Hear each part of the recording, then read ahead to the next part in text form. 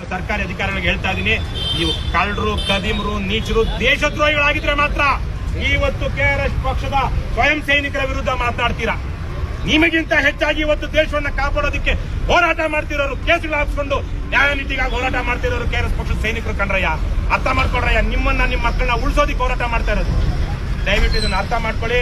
ಸುಮ್ಮನೆ ಇದನ್ನೇ ಮುಂದುವರಿಸಿದ್ರೆ ಮುಂದಿನ ದಿನಗಳಲ್ಲಿ ಅದೇನೋ ಮಾರಿ ಹಬ್ಬ ನಿಮಗೂ ಬರುತ್ತೆ. ಅದಕ್ಕೆ ಅವಕಾಶ ಮಾಡ್ಕೊಡ್ಬೇಡಿ ಅಂತ ಕೇಳ್ಕೊಳ್ತಾ, ಸೂರ್ಯ ಸಿಟಿ ಅವರು ನಿನ್ನೆ ಅದ್ಯಾಕೋ ಗೊತ್ತಿಲ್ಲ, ಅವರೇನೋ ಬೇಕು ಅಂತ ಮಾಡಿದಾರೋ ಬೇಡ ಅಂತ ಮಾಡಿದಾರೋ, ನಿನ್ನೆನೇ ಒಂದು ಕೇಸ್ ಹಾಕ್ಬೇಕಾಗಿತ್ತು ಇವನು ಮಹೇಶ್ ಮೇಲೆ. ಲವ್ ಜಾಸ್ತಿ ಇವನು ಹಂಗೆ ಇದ್ದಾನೆ, ಸ್ವಲ್ಪ ಲವ್ ಜಾಸ್ತಿ. ಇವನು ಅವ್ರ ಪರಿಸ್ಥಿತಿ ಬಗ್ಗೆ ಲವ್, ಅವ್ರಿಗೂ ಇವ್ರ ಬಗ್ಗೆ ಲವ್. ಪಾಪ ಒಂದ್ ದಿವಸ ಜೈಲ್ಗೂ ಹೋಗಿ ಬಂದಿದ್ದಾನೆ ಸುಳ್ಳು ಕೇಸುಗಳಲ್ಲಿ. ಇಲ್ಲಪ್ಪ ಇನ್ನೊಬ್ರು ಬಂದಿದ್ರು ಇನ್ಸ್ಪೆಕ್ಟರ್, ಇನ್ನೊಂದ್ಸಲ ತಗೊಳ್ಳೋಣಲ್ವಾ, ಈಗ ಬೇಡ, ಈಗ ಅನಗತ್ಯ ಇದು ವಿಚಾರ ಬೇಡ.